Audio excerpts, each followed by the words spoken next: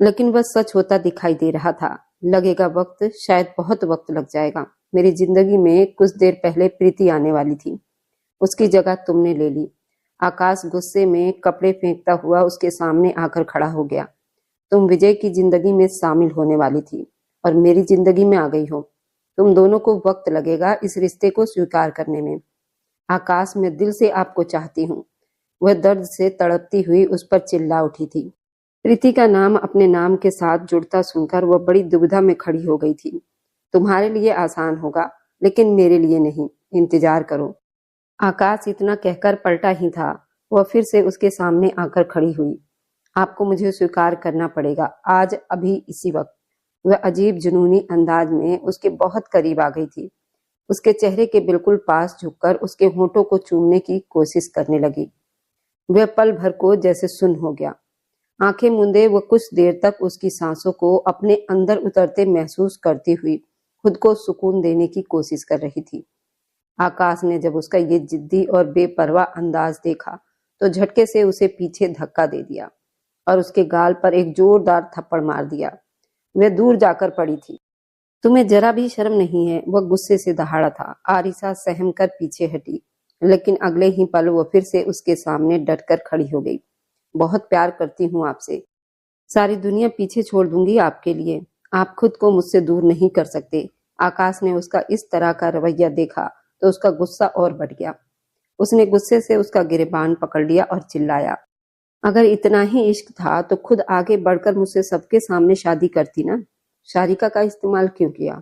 उसने उसके बालों को पकड़कर उसका चेहरा अपने चेहरे के बिल्कुल करीब कर लिया और नफरत से फुनकारते हुए बोला।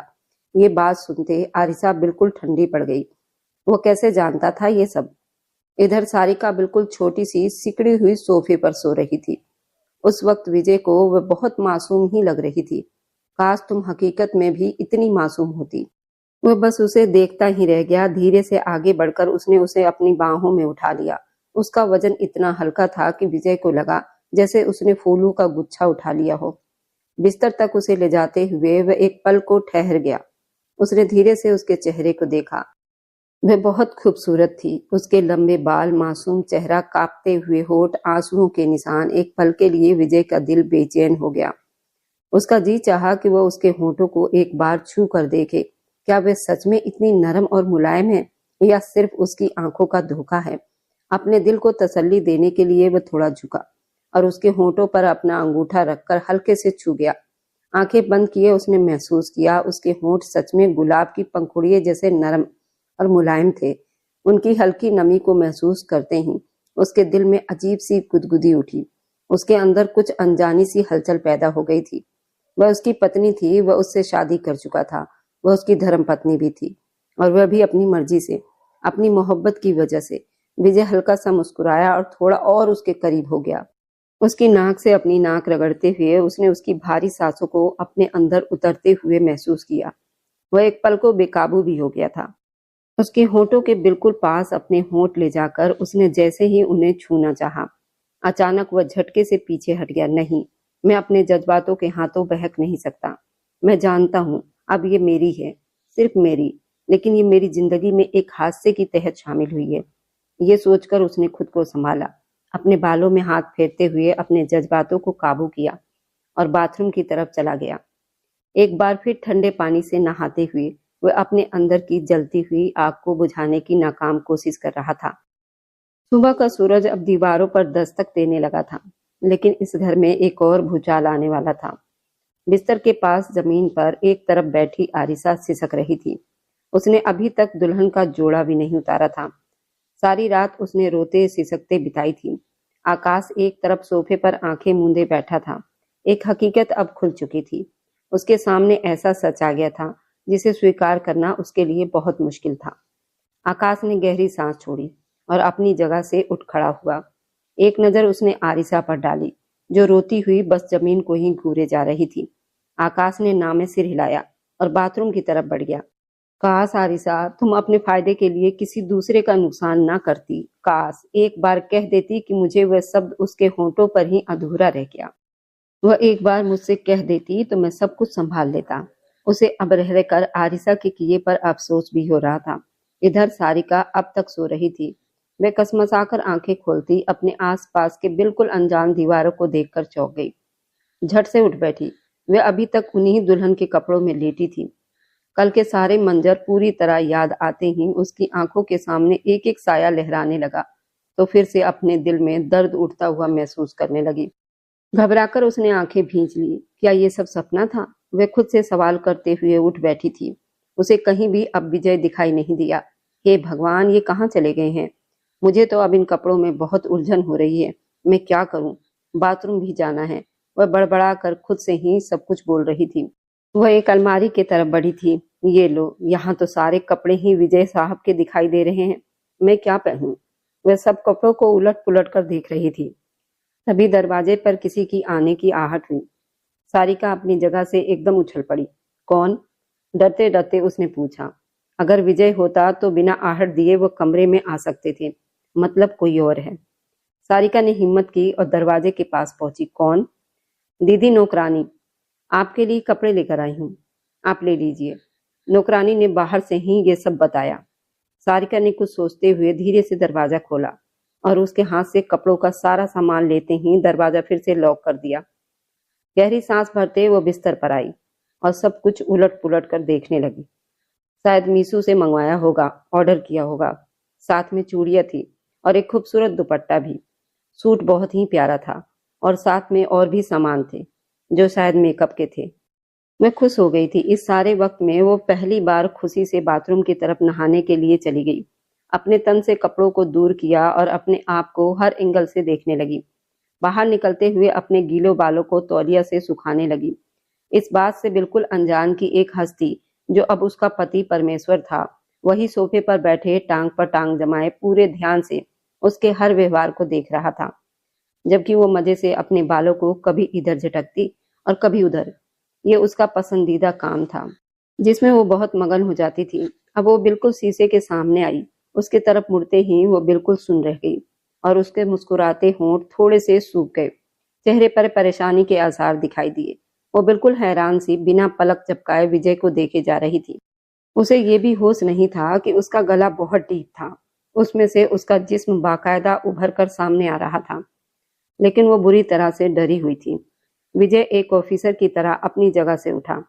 सारिका ने झटके से मुंह दूसरी तरफ फेर लिया, लेकिन सामने अपनी तरफ कदम बढ़ाते विजय को देखकर उसके मुंह से निकला, हे भगवान, इस ऑफिसर से अब मुझे बचा ले। वह अपने मुंह से ऐसे शब्द निकाल गई जिन्हें विजय सुन तो गया था, मगर समझ नहीं पाया वह क्या बोल रही थी। वह बिल्कुल सामने आ गया, बस 1 इंच की दूरी पर। सारिका ने बिना सोचे समझे हाथ आगे बढ़ा दिया जिसमें तौलिया पकड़ा हुआ था। विजय को उसका ये बचपना भरा अंदाज मुस्कुराने पर मजबूर कर गया। कोशिश अच्छी है, लेकिन तुम्हें क्या लगता है तुम मुझे रोक पाओगी? विजय ने उसकी नाजुक कमर पर हाथ डालते हुए उसे खुद के पास खींच लिया। वह सांस रोककर खड़ी रह गई। उसकी खूबसूरत आंखें और ज्यादा फैल गई। उसने हकलाते हुए विजय का नाम बड़ी मुश्किल से लिया और अपने धड़ाधड़ धड़कते दिल को संभालते हुए उसकी आंखों में देखती रह गई, जहां जज्बातों का एक तूफान उभर रहा था। वह और पास हुआ। उसकी गर्दन में मुंह छुपाने लगा। उसके भीगे बालों से उठती शैम्पू की महक उसे बेहद दीवाना कर रही थी। उसकी कमसीन हसीन पत्नी उसके होश हवास पर बुरी तरह छा रही थी। उसे भी पता नहीं था वह उसके इतना दीवाना हो जाएगा। प्लीज ऐसा मत करो। वह आंखों में नमी लिए विजय को कंधे से पकड़कर पीछे करती हुई थोड़ी सी कसमसाई थी, जबकि विजय अपने होठों की मोहर उसकी सुराहीदार गर्दन पर रखकर उस पर मोहब्बत की मोहर लगाने लगा। सारिका के सांसें भी उतल पुतल हो गई। उसका दिल पसलियों को तोड़कर बाहर आने को बेताब बैठा था। आंखों से चुपके चुपके आंसू बह रहे थे। गर्दन से कान की लौ तक चूमता हुआ वह उसके गाल तक आया, जहां आंसू बहते जा रहे थे। विजय 1 इंच की दूरी पर पीछे हुआ।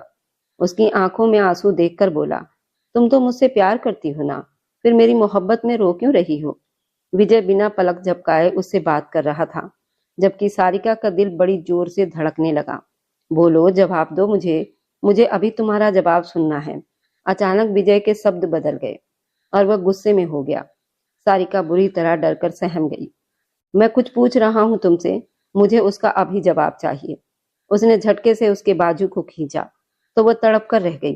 उसे लगा उसका बाजू अभी उसके जिस्म से अलग हो जाएगा। क्यों किया तुमने ये सब सारिका? इसी वक्त मुझे जवाब चाहिए, वरना बहुत बुरा कर दूंगा तुम्हारे साथ। वह गुस्से से गरजा था। मुझे मुझे माँ के पास जाना है। अब वो बच्चों की तरह रोते हुए डर कर बोली। विजय ने गहरी सांस ली। मुझे सब कुछ सच सच बताओ तो मैं तुम्हें जाने दूंगा, लेकिन जब तक तुम मुझे सब कुछ सच सच नहीं बताओगी मैं तुम्हें जेल में बंद कर दूंगा। नहीं नहीं, मेरे साथ ऐसा मत करो प्लीज, मुझे जेल में मत करना। वह जेल के नाम पर घबराकर बेकाबू होकर उसके पास आ गई। विजय की एक हार्ट बीट मिस हो गई। आप प्लीज मुझे जाने दीजिए, वह फिर से रोते हुए बोली। पहले तो फालतू के आंसू पोंछो, मुझे नफरत है इन आंसुओं से, विजय ने नापसंद अंदाज में कहा। सारिका ने झट से अपने गाल साफ कर लिए। उसे लगा ऐसा करने से विजय उसे वापस घर छोड़ाएगा। अब मुझे सच सच बताओ, किसके कहने पर तुमने ये सब फालतू का ड्रामा किया था और झूठ बोला कि तुम मुझसे मोहब्बत करती हो, जिस वजह से तुमने मुझसे शादी की? विजय ने इस बार धीमे लेकिन भारी लहजे में पूछा। मैंने तो कोई झूठ नहीं बोला। वह नजर चुरा गई। अच्छा, मतलब तुम सच में मुझसे मोहब्बत करती हो? मैं ना। वह अब की बार बहुत विश्वास दिलाने के अंदाज में कुछ कहना चाहती थी, मगर सारिका को समझ नहीं आया क्या जवाब दे। वो बुरी तरह पछता रही थी। मेरी आंखों में आंखें डालकर कहो, डू यू लव मी? विजय बिल्कुल जुनून में था। उसकी ये हालत देखकर सारिका घबराकर थोड़ा पीछे हुई। कुछ तो बोलो। हाँ, अचानक सारिका के मुंह से निकल गया। वह रोने लगी। मतलब वो अभी सच बताने के मूड में नहीं थी। ओके, अगर तुम मुझसे मोहब्बत करती हो तो इस मोहब्बत को अब मुझे कोई नाम देना तो बनता है ना। विजय ने उसे खींचकर बिस्तर पर धक्का दिया। वह मुंह के बल बिस्तर पर गिर गई। मुड़कर देखा तो विजय अपनी शर्ट के बटन खोल रहा था, जबकि उसकी आंखों में खतरनाक गुस्सा था। सारिका अपना कांपता हुआ जिस्म लिए रोते हुए पीछे की तरफ खिसकने लगी, लेकिन विजय ने उसे पांव से छूकर अपनी तरफ खींचा और उस पर हावी हो गया। सारिका ने खुद को उससे दूर करने की नाकाम कोशिश की। विजय ने उसके दोनों कलाइयों को जबरदस्ती जकड़कर बिस्तर पर दबा दिया। वह हिचकियों से रो रही थी। उसका कमसीन जिस्म बुरी तरह कांप रहा था। जवाब देती विजय उसके होशों पर छाने लगा। वह उसकी पत्नी थी। समाज के बीच उसने उसके साथ फेरे भी लिए थे। उसी समाज के बीच उसने मोहब्बत का दावा भी किया था और वह अपने अधिकार को वसूल करने का इरादा भी रखता था। उसकी गर्दन पर झुकते हुए वो बुरी तरह दांत गड़ा गया। वह जोर से चिल्लाई, प्लीज छोड़ दीजिए मुझे, मुझे मत छूइए, ऐसा मत कीजिए। वह अब दर्द से कांपती हुई चीख पड़ी थी, लेकिन विजय बिना रुके उसकी गर्दन पर हर जगह अपनी मोहब्बत की मोहर लगा रहा था। वह उसके मुंह से सच निकलवाना चाहता था, जो इतनी आसानी से वो बताने वाली नहीं थी। दिल ही दिल में उसे अड़ियल का नाम देते हुए अब उसके हाथ उसकी शर्ट पर घूमने लगे। सारिका की सांस रुक सी गई। वह बिल्कुल घबरा सी गई और पीछे हुई थी। विजय ने उसी अंदाज में प्यार से कहा, मोहब्बत का जवाब मोहब्बत से देना बनता है ना। मेरा अधिकार भी है और तुम तो सिर से पांव तक मेरी हो, सिर्फ मेरी। आज तुम्हारी आत्मा तक मैं अपने आप में संभालूंगा, तुम्हें हमेशा के लिए अपना बना लूंगा। तुम मुझसे प्यार करती हो ना, तो इतना जालिम थोड़ी ना हूं कि तुम्हें खुद से दूर रखूंगा। विजय पीछे होता हुआ अपनी शर्ट उतारता हुआ वापस उसके पास आया। अब एक बार फिर वो बुरी तरह डर गई थी। उसे देखने लगी। नहीं, मैं नहीं करती आपसे प्यार। वो उसके होठों को अपने होठों में कैद करने ही वाला था कि उसके मुंह से निकले शब्द सुनकर एक पल को रुक गया। वो यही सुनना चाहता था, लेकिन न जाने क्यों उसे ये शब्द बुरे लगे थे। फिर से कहो सुनाई नहीं दिया। अपनी गर्म सांसें उस पर छोड़ते हुए वो बोला। उसका दिल धड़क रहा था। यही सच है, मैं आपसे प्यार नहीं करती। उसने अपने शब्द फिर से दोहरा दिए। फिर शादी क्यों की? विजय का शब्द इस बार टूटा हुआ था। वह नहीं बता सकती थी। प्लीज मुझे जाने दीजिए। एक बार फिर वह गिड़गिड़ाई और आधा सच बताकर विजय के गुस्से को और हवा दे गई। तुम ऐसे नहीं मानोगी। जब मैं पति होने का पूरा अधिकार वसूल करूंगा ना, तभी तुम्हारी जुबान से पूरा सच निकलेगा। विजय ने अपने होंठ पीछे खींचे। उसके होंठों को छूने ही वाला था। अचानक से वह करंट खाकर पीछे हट गया। क्या मतलब? सारिका अपनी कलाइयां सहलाती हुई पीछे हुई। बेड से टेक लगाकर बैठ गई। मैं ये सब नहीं करना चाहती थी। मैंने ये सब अपनी दीदी के लिए किया। सर, मैं आपसे शादी नहीं करना चाहती थी। सारिका रोते हुए विजय को अब सब सच बता रही थी, जो उसके लिए सुनना बहुत मुश्किल था। क्या क्या ये सच बात है? हाँ हाँ, दीदी अपनी शादी से बिल्कुल भी खुश नहीं थी। सारिका की आंखों के सामने आरिसा का उदास चेहरा आ गया। सारिका, मैं ये शादी नहीं करना चाहती, बिल्कुल भी नहीं। मैं विजय से प्यार नहीं करती। वह रो रही थी। क्यों? वह फौजी हैं। सारिका को ये समझ नहीं आया था। नहीं, ऐसी बात नहीं है। आंसू पोंछते हुए उसने कहा, फिर क्या बात है दीदी, मुझे बताइए ना। सारिका ने बहुत जिद की। मैं किसी और से प्यार करती हूँ। आरिसा ने दिल बड़ा करते हुए सारिका को सब कुछ बता दिया। कुछ पल तो सारिका उसे देखती रह गई। दीदी, ये आप क्या कह रही हैं? 2 दिन के बाद आपकी शादी है। सारी तैयारी पूरी भी हो चुकी है। सारिका परेशान हो गई। सब अपनी मर्जी कर रहे हैं, किसी को मेरी परवाह ही नहीं। मैं क्या चाहती हूँ, कोई मेरे बारे में नहीं सोच रहा। सारिका, मैं कह रही हूँ मैं मर जाऊंगी, लेकिन ये शादी बिल्कुल भी नहीं करूंगी। आरिसा रोते हुए बोली, दीदी, आप आकाश से प्यार करती हैं तो फिर उसे कहिए ना कि वह आपके लिए रिश्ता लेकर आए। सारिका उम्र में बहुत छोटी थी, कुछ हद से ज्यादा मासूम। उन सब रस्म रिवाज को वह समझ नहीं पा रही थी। ऐसा बिल्कुल मुमकिन नहीं सारिका। वह मजबूर है इस घर के लिए, और मैंने सोच लिया है, वह नहीं तो कोई और नहीं। मैं जहर खाकर मर जाऊंगी। हे भगवान, ना करे दीदी ऐसा। ऐसा मत करो, ऐसा कुछ भी मत करो। सारिका मासूम दिल लिए बोली थी। क्या करूं फिर? मैं अपने दिल से दगा नहीं कर सकती। मैं किसी और को प्यार करती हूँ और जिंदगी किसी और के साथ नहीं बिता सकती। मुझसे ये सब नहीं होगा। ये सब बोलते बोलते आरिसा टूट गई और उसे शादी के लिए मना करती रही। तो आप इस शादी से मना कर दो ना, पापा को सब कुछ बता दो। सारिका ने राय दी। काश ऐसा हो सकता, लेकिन अब ये सब मुमकिन नहीं। अब कुछ नहीं हो सकता। आरिसा मुंह दूसरी तरफ फेर गई। काश मैं आपके किसी काम आ सकती। सारिका ने दिल से अफसोस करते हुए कहा, तुम मेरे लिए क्या कर सकती हो? अचानक उसने सवाल किया। सारिका ने चौंक कर आरिसा को देखा। दीदी, मैं आपके लिए कुछ भी कर सकती हूँ। सारिका ने दिल से कहा, फिर ये शादी तुम कर लो ना। अचानक आरिसा खुदगर्ज बन गई। दीदी, मैं कैसे? सारिका का दिल जोर से धड़कने लगा। देखो, तुम अगर कहोगी कि तुम विजय से मोहब्बत करती हो तो घर वाले सब मान भी जाएंगे। दीदी, मुझे उन फौजियों से बहुत डर लगता है। उनकी आंखें देखी है, कितनी गुस्सैली है। सारिका ने एतराज उठाया था। तुम बस शादी कर लेना, विदाई नहीं होगी। तुम अभी छोटी हो और तुम्हारी पढ़ाई भी पूरी नहीं हुई है, तो पापा तुम्हारी विदाई बिल्कुल भी नहीं करेंगे। आरिसा ने उसे बहुत तसल्ली दी। सिर्फ सिर्फ तुम्हें शादी करनी है, उनके साथ जाना तो नहीं है ना? उस मासूम ने भोले अंदाज में पूछा। तो आरिसा ने उसे जोर से गले से लगा लिया और दिल पक्का कर लिया। वह उससे माफी मांगने लगी। हाँ, बस शादी होगी, उससे ज्यादा कुछ नहीं होगा। लेकिन कोई मेरी बात क्यों मानेगा? अचानक सब कहेंगे कि सारिका पागल हो गई है, ऐसी उल्टी सीधी बातें कर रही है। बड़े पापा ने एक थप्पड़ जड़ देना है। सारिका ने मुंह बनाते हुए कहा। आरिसा सोच में पड़ गई। मेरे पास एक और तरीका है, थोड़ा इधर आओ। लेकिन मुझे विश्वास है तुम कर लोगी।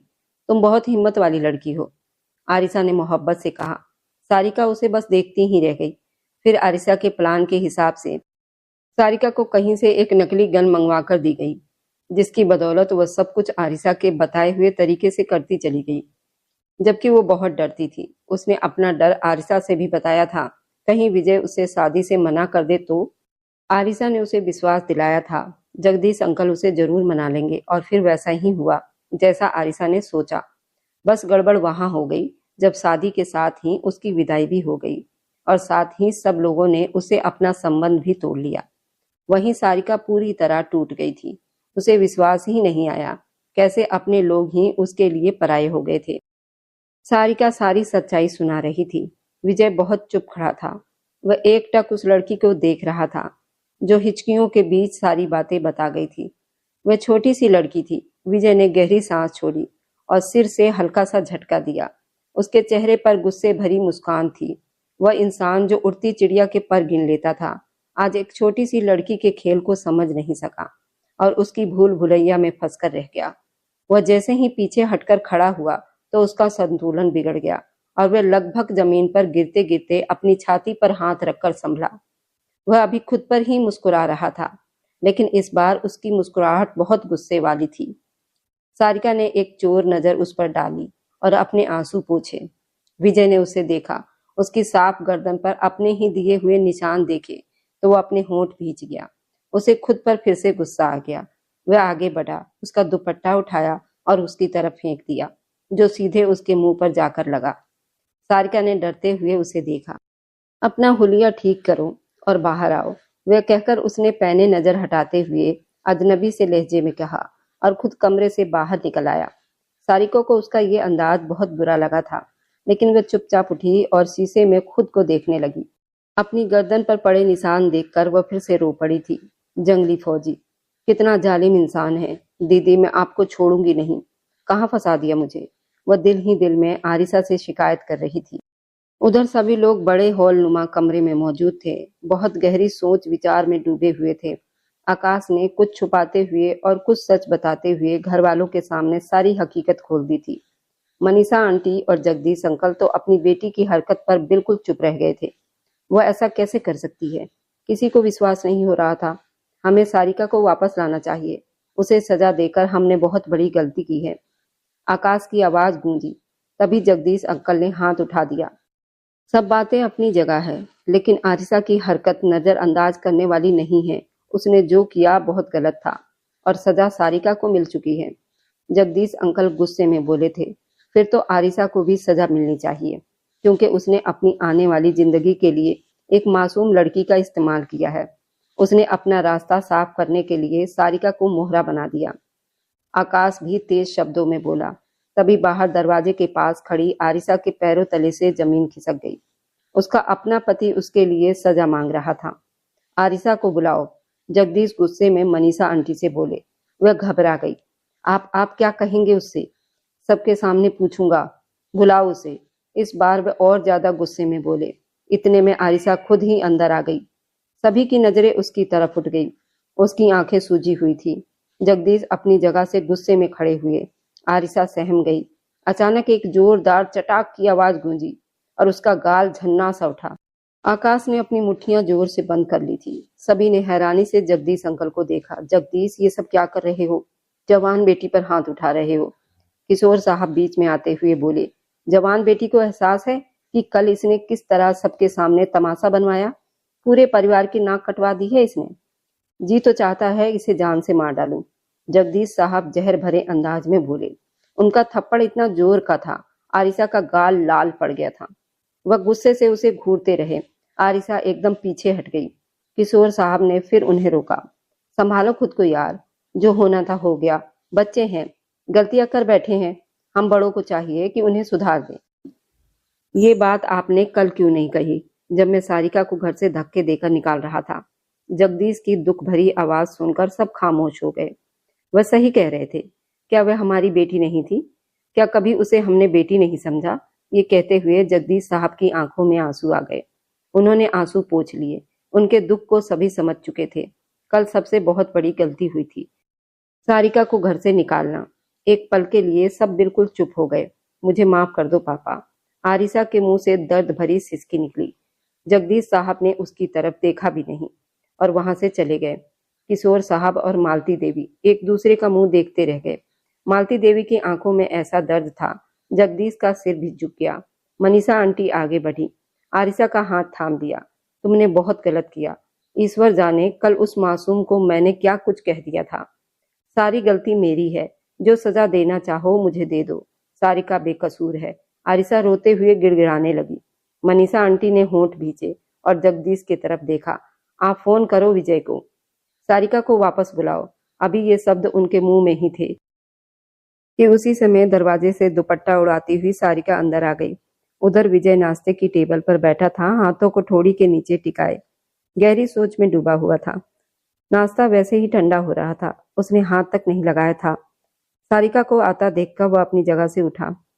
गाड़ी की चाबी, मोबाइल उठाया, माथे पर झुके बालों को हटाया और बोला, चलो अभी के अभी। उसने उसकी तरफ ठीक से देखा भी नहीं। सारिका मुंह बनाती हुई उसके पीछे पीछे निकली और गाड़ी में बैठ गई। गाड़ी में बैठते ही सारिका को अजीब सा डर लगा। आप मुझे कहाँ लेकर जा रहे हैं? वह डरते डरते पूछ बैठी। तुम्हारे घर। इस बार उसने धीरे से जवाब दिया। लेकिन उन्होंने तो मुझे घर से निकाल दिया था। विजय का बदला हुआ नरम व्यवहार महसूस करते ही वो और बोलने लगी। विजय का चेहरा अब गंभीर था। जब सब सच जानेंगे तो?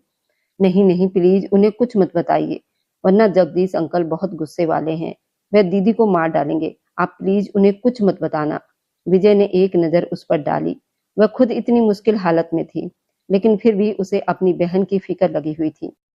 अपनी सगी औलाद से कोई बुरा सलूक नहीं करना चाहिए, चाहे वह कितनी भी गलती क्यों ना कर दे। माफी मांगने का हक उसे होता ही है, लेकिन दूसरों की औलाद को ये माफी नहीं मिलती। विजय ने गाड़ी अब जगदीश हाउस की तरफ मोड़ दी। सारिका उसकी बातों को समझने की कोशिश करते हुए हैरान नजरों से उसे देखती रही। दुपट्टे की ओर से उसकी गर्दन पर पड़े निशान नजर आने लगे तो विजय ने नजरें चुरा ली। दुपट्टा सही से ओढ़कर नीचे उतरो। अगला हुक्म उसने दिया, वह खुद भी नीचे उतरा। सारिका ने शादी का दुपट्टा अच्छी तरह अपने ऊपर लपेटा और उसके साथ अंदर बढ़ गई, जहां इस वक्त शायद कोई अहम बात चल रही थी। जगदीश, मनीषा आंटी और बाकी सब लोग कुछ कह रहे थे कि तभी पीछे से सारिका की आवाज सुनकर सब चौंक गए और दरवाजे की तरफ देखने लगे। सारिका की आंखों में ढेर सारे आंसू थे। वे होंठ बाहर निकालकर आंसुओं को रोकने की नाकाम कोशिश कर रही थी। सारिका, जगदीश साहब के मुंह से निकला। बस इतना सुनते ही वो भागती हुई उनके सीने से जा लगी। एक अजीब सा सुकून सबके अंदर उतर गया था। आकाश ने गहरी सांस छोड़ी और फिर विजय की तरफ देखने लगा, जो बहुत गंभीर खड़ा था। हमें माफ कर देना बेटा, हमसे बहुत बड़ी गलती हो गई। जगदीश साहब ने उसके सिर पर हाथ फेरते हुए प्यार से कहा। मालती देवी भी भाग कर आई और उसे अपने सीने से लगा लिया। मुझे पहले से ही पता था, मेरी सारिका ऐसी बिल्कुल भी नहीं हो सकती। वह ऐसा कोई गलत काम कर ही नहीं सकती। मालती देवी ने उसके माथे को चूम लिया तो वह हैरानी से सबको देखती रह गई। एक नजर दूर खड़ी आरिसा पर गई। उसके गाल पर उंगलियों के निशान साफ दिखाई दे रहे थे। दीदी, वह तड़पकर आरिसा की तरफ बढ़ी। दीदी, आपको? उसने बहुत मासूमियत से उसके गाल को छुआ। आरिसा और ज्यादा शर्मिंदगी हो गई। किसी ने उसके चेहरे पर पड़े थप्पड़ को उतना महसूस नहीं किया था, लेकिन जिस मासूम के साथ उसने इतना बड़ा व्यवहार किया वही अब उसके लिए तड़प रही थी। सारिका, मुझे माफ कर दो। मेरी वजह से कल सबने तुम्हारे साथ बहुत बुरा सलूक किया। मैं गलत थी। आरिसा सिर झुकाए ये सब कुछ बोल रही थी। सारिका ने रोते हुए उसके आंसू साफ किए, उसे गले से लगा लिया। नहीं दीदी, प्लीज मत रोना। आप रोती हो तो मुझे बहुत दुख होता है। वे मासूम आरिसा से बेहद मोहब्बत करती थी और अभी भी उसकी फिक्र में लगी हुई थी। विजय ने सिर झटका और बाहर की तरफ कदम बढ़ा दिए। विजय! आकाश की आवाज पर वह रुक गया। आकाश उसके सामने आकर खड़ा हो गया। हो सके तो हमें माफ कर दीजिएगा, आपके साथ भी बहुत बुरा हुआ है। विजय ने एक कड़वी नजर आरिसा की तरफ डाली। अच्छा हुआ आप सबको सच्चाई पता चल गई। खेल खेलने के लिए मेरी जात का इस्तेमाल किया गया, ये बात मैं कभी नहीं भूलूंगा। उसकी बात पर सब दम साधे उसे देखने लगे। विजय बेटा, क्या बैठकर बात हो सकती है? जगदीश बहुत नरम मिजाज के आदमी थे, उसी वजह से वो हमेशा सख्त फैसला लेने से बचते थे। विजय ने गहरी सांस छोड़ी। क्या आप डिवोर्स पेपर मंगवा लेंगे? मैं उस पर साइन कर दूंगा। वह गुस्से से कहता हुआ बाहर निकल गया। उसकी बात सुनकर सबको जैसे सांप सा सूंघ गया। कोई कुछ बोल ही नहीं सका। अब 2 महीने हो चुके थे। विजय से किसी की कोई बात नहीं हो पा रही थी। 1-2 बार जगदीश ने मिलकर उससे बात करने की कोशिश की, लेकिन वह उनसे भी नहीं मिला। वह घर भी अब कम ही आने लगा था। ज्यादा वक्त अब उसका पुलिस स्टेशन में ही बीतता था। घर जाता तो वह उन पलों में बुरी तरह जकड़ जाता, जिन पलों में उसे कुछ देर के लिए ही सही उस लड़की से मोहब्बत महसूस हुई थी, जो अब उसकी मोहब्बत में नहीं आ सकती थी। लेकिन फिर भी वो उसे भूल नहीं पा रहा था। वह उसे छूना भी नहीं चाहता था, मगर उसका दिल बेईमान हो रहा था। बार बार उसके साथ बिताए पल याद आ रहे थे। अब उसकी बहुत चाह हो रही थी। वह लड़की उसे हर हाल में चाहिए थी। वह नहाते हुए भी उसी के बारे में सोचता रहा। गुस्से में डिवोर्स बोलकर तो आ गया था, लेकिन अब घर जाने से डर रहा था। वह रिश्ता तोड़ना भी नहीं चाहता था। उसे डर था कि जो उसने कहा कहीं वह सच ना हो जाए, उसे सच में डिवोर्स देना न पड़ जाए। इसलिए वह घर गया ही नहीं था। नहाकर बाहर आया। गीले बालों को सुखाते हुए उसने शर्ट पहनी और परफ्यूम छिड़कने लगा। तभी उसके कमरे में कॉल आने लगी। एक अननोन नंबर था। उसका दिल अटक सा गया था। उसने कॉल रिसीव की। हेलो। दूसरी तरफ बिल्कुल खामोशी थी। विजय ने अंदाजा लगाने की कोशिश की, कौन हो सकता है? हेलो। उसने फिर कहा, पैर छूती हूँ आपकी। इस तरह की आवाज सुनते ही वो बुरी तरह चौंक गया। पैर छूना? जी, आप कौन? विजय के माथे पर अनगिनत पल पड़ गए थे। मैं आरिसा बोल रही हूँ। आज पहली बार आरिसा का दिल डगमगाया था।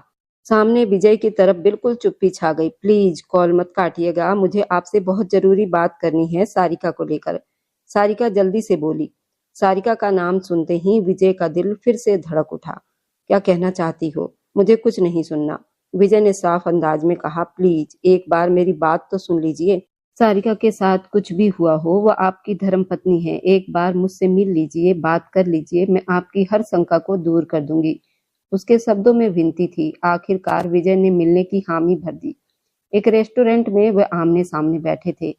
जी बोलिए, अब क्या बचा है कहने को? विजय के शब्द अब भी सख्त थे। घर में सुरजीत की शादी की तैयारी चल रही है, विकास के छोटे भाई की। दूर दूर से मेहमान भी आ गए हैं। विजय को समझ नहीं आया वह उसे ये सब क्यों बता रही है, लेकिन सबको आपकी और सारिका के रिश्ते की फिक्र है।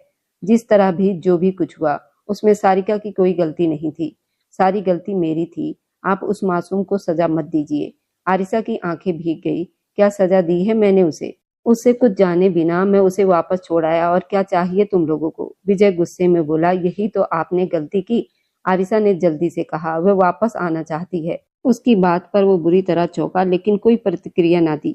वह सबको नाराज नहीं देख सकती, इसलिए वापस आना चाहती है। आरिसा समझाने की कोशिश कर रही थी। आप उसे ले जाइए। आखिरकार आरिसा ने कह दिया जो कहने आई थी। अच्छा, और वह चल पड़ेगी मेरे साथ, जबकि ये शादी शुरू से ही एक धोखा है। विजय को गुस्सा आने लगा। ऐसी बात नहीं है, आप प्लीज समझने की कोशिश कीजिए।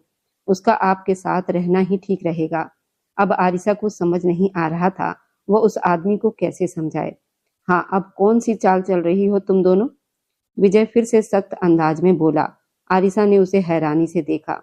एक बार धोखे में आ सकता हूँ, दूसरी बार नहीं, इसलिए अच्छा रहेगा अब किसी और को बकरा बनाओ। वह गुस्से से कहता हुआ अपना मोबाइल उल्टा रखकर कुर्सी घसीटने लगा। मुझे आपसे एक और बात कहनी है, आरिसा ने आंसू रोकते हुए कहा। विजय अब रुक गया था। जब आपने उसे छुआ तो उसे बुरा नहीं लगा, लेकिन जब किसी और ने उसका हाथ पकड़ा तो उसे बहुत बुरा लगा।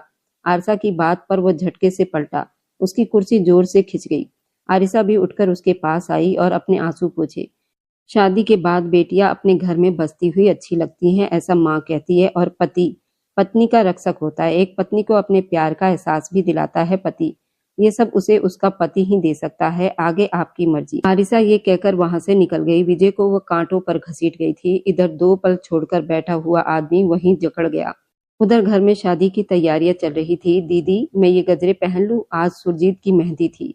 सभी तैयारी में बिजी थे। सारिका भी सबके साथ हंस बोलकर मुस्कुरा रही थी, लेकिन अकेले में वह इन सब बातों को याद करके जरूर आंसू बहाती थी, जिसे सिर्फ आरिसा ही जानती थी। वह सारी बातें आरिसा को बता चुकी थी। कल भी जब वो किचन में थी तो निखिल ने उसका हाथ पकड़ लिया था और वह बुरी तरह चौंक गई थी। क्या हुआ, घबरा क्यों रही हो? निखिल की मुस्कुराहट से घबराकर वहां से भागी थी। आरिसा के कमरे में पहुंचकर गहरी सांस लेने लगी। उसे इस तरह घबराया देखकर आरिसा हैरान रह गई। क्या बात है सारिका, इतनी घबराई हुई क्यों हो? उसने उसकी कलाई पकड़ी। बताओ क्या हुआ, चोट लगी है क्या? आरिसा की आवाज में फिक्र थी। सारिका ने सिर हिलाया। नहीं, जब विजय ने मुझे छुआ था तो मुझे इतना बुरा नहीं लगा था, लेकिन अभी उसने छुआ तो मुझे अच्छा नहीं लगा। वह रोते हुए आरिसा से अपने दिल की बात बता गई। आरिसा ने उसे कसकर गले से लगा लिया। उसकी आंखें आंसुओं से भर गई थी। उसी पल आरिसा ने ठान लिया वह सारिका को उसकी मोहब्बत दिलवाकर रहेगी। उसी दिन उसने विजय से बात करने का फैसला किया था, और आज वही दिन था। जब वो घर लौटी तो चारों तरफ शोर था। सब शादी हॉल जाने की तैयारी में लगे थे। अरे आरिसा कहाँ रह गई थी? जल्दी से तैयार होकर बाहर आओ, बारात निकल आई है। मनीषा आंटी ने कहा। मम्मी, सारिका कहाँ है? अंदर होगी, उसे भी साथ लेकर आना है। आरिसा जैसे कमरे में दाखिल हुई, सामने निखिल को सारिका के कमरे की तरफ घूरते हुए देखा। आरिसा का दिमाग घूम गया। उसने पास रखे फास्टेड बॉक्स से छोटी सी छुरी उठाई और चुपचाप उसके पीछे पहुंच गई। आरिसा दीदी, मैं कब से आपका इंतजार कर रही थी। सारिका पीछे निखिल को देखकर डर गई। उससे पहले कि वह दरवाजा बंद करता, आरिसा ने झटके से दरवाजा खोलकर छुरी से उसके बाजू पर वार कर दिया। वह तड़प कर पीछे हटा था। तुम्हें क्या लगा तुम्हारे गंदे इरादों को हम नहीं जान पाएंगे? अभी के अभी यहाँ से दफा हो जाओ, वरना। आरिसा गुस्से में सारिका के आगे ढाल बनकर खड़ी हो गई। निखिल अपना बाजू पकड़ता हुआ गुस्से से आरिसा को देखता बाहर निकल गया। दीदी, सारिका उसके गले लग गई। कुछ नहीं हुआ, तुम बस डरो मत, बहादुर बनो, मेरी बहन हो तुम। आरिसा ने उसे सीने से लगा लिया। तभी आकाश अंदर आया। सारिका उसे देखकर दौड़ी और उसके सीने से जा लगी। भैया, उसकी आंखें भीगी थी। आकाश ने उसे संभाला, एक नजर आरिसा पर डाली। उसके हाथ में छुरी थी। उसने कुछ नहीं पूछा। आकाश सारिका को लेकर बाहर आया। किशोर अंकल के साथ उसे गाड़ी में बिठाकर हॉल की तरफ भेज दिया।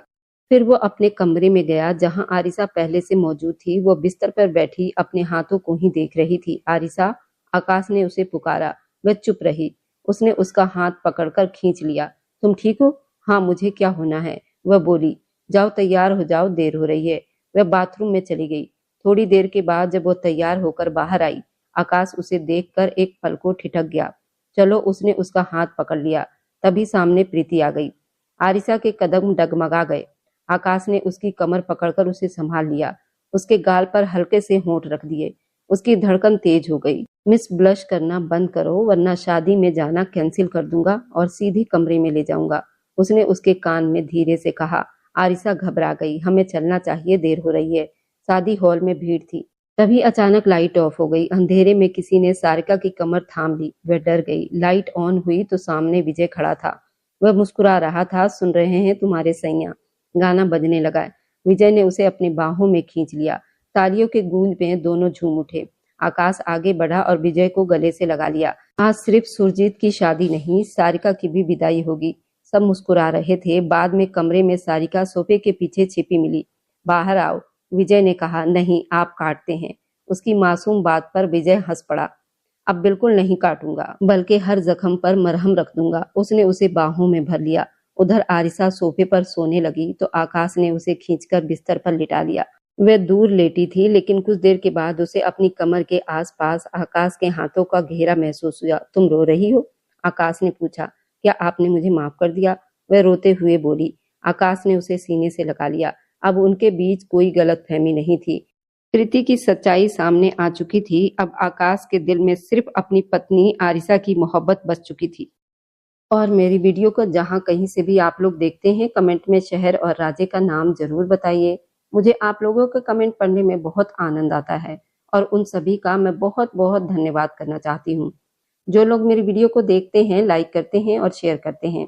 अगर आपको आज की कहानी पसंद आई है तो वीडियो को जरूर लाइक कीजिएगा और अपने दोस्तों के साथ शेयर भी कीजिएगा। और हाँ, अगर आपने अभी तक हमारे चैनल को सब्सक्राइब नहीं किया है तो जरूर सब्सक्राइब कर लें।